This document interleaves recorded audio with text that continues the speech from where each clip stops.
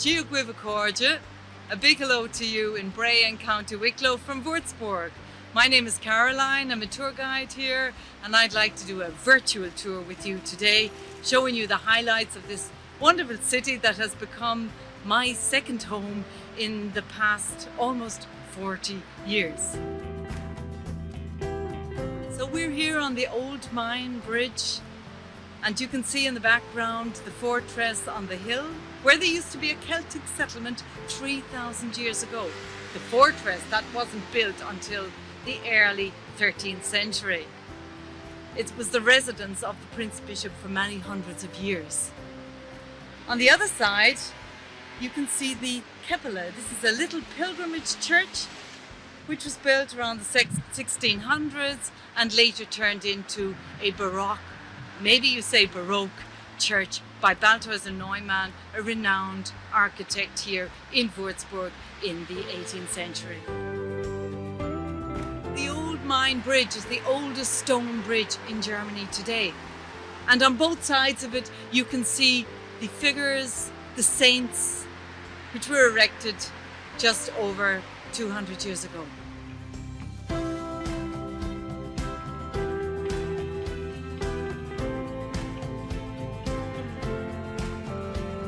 The Upper Market Square in Würzburg is a very lively place, as you can see. You also see lots of different types of architecture here, don't you? For example, the House of the Falcon, the building behind me with the wonderful Rococo architecture. Well, I say wonderful, but I don't know if everyone feels the same way about that. Unfortunately, it was burnt out in World War II and had to be rebuilt, and it was one of the first buildings they rebuilt to encourage the people of Würzburg who had lost their homes to rebuild their own homes. Behind me you can see the Chapel of St. Mary. St. Mary's Chapel is a late Gothic church. You can see many statues around it. They were done by Riemenschneider, a famous sculptor and woodcarver of the Middle Ages. St. Mary's Chapel is very big. You wonder, do you, why is it called a chapel? Well, you know, the bishop did not want to have the people build a church without his permission, so he wouldn't give them a priest. So we have it now. The largest church almost in Würzburg is called a chapel. Many symbols of the bishop's power can be seen in Würzburg, and we'll go now and take a look at his major achievement. We've come now as far as the Cathedral of St. Kilian here in Würzburg. This cathedral had many predecessors, but the one you can actually see here, its foundation stone was laid in 1040. So we're talking about almost 1,000 years, St. Kilian's Cathedral here in Würzburg. So it went through many architectural periods. World War II came, it was completely burnt out. Almost completely. Parts of the old Baroque architecture, you might say Baroque architecture, remained. At the back we have the Gothic windows. However, the reconstruction of the cathedral was very controversial at the time after World War II. It was decided that they would keep anything which had survived and build basically new on top. Very controversial at the time.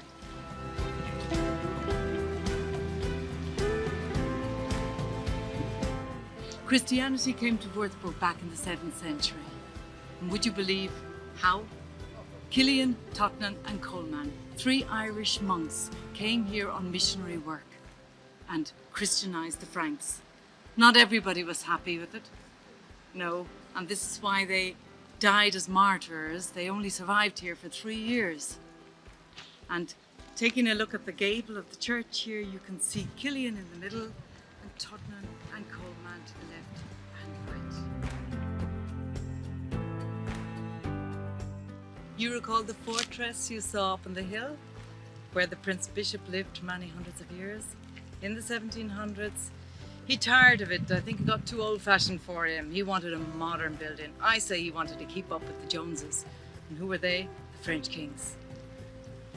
He built his residence palace here in the middle of the city of Würzburg.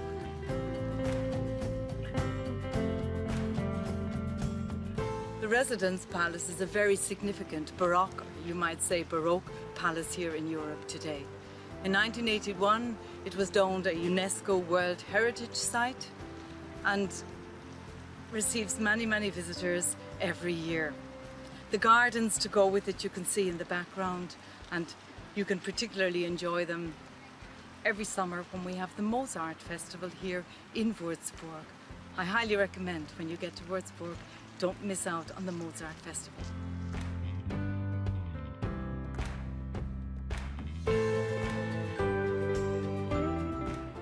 So here we are, our last stop, a very special last stop for you.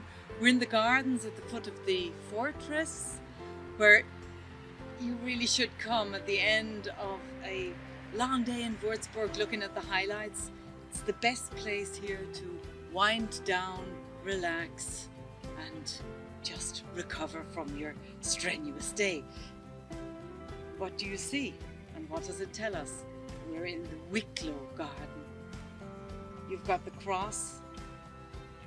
How does this make you feel?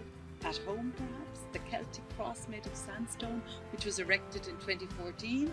And behind me you can see the round tower.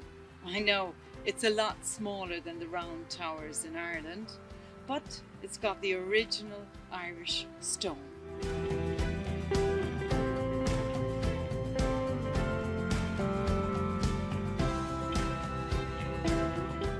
Right, you've probably been here and celebrated St. Killian's Day, maybe, every year on the 8th of July. And if you haven't, you certainly have to come. We have wonderful celebrations here, and you will even get an Irish whiskey here, some Irish food. So do come back and let me show you Würzburg in person. Slán go fóill.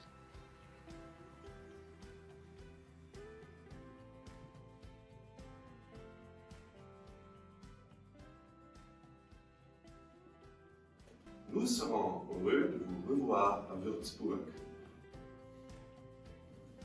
We are looking so much forward to meet you again in Würzburg.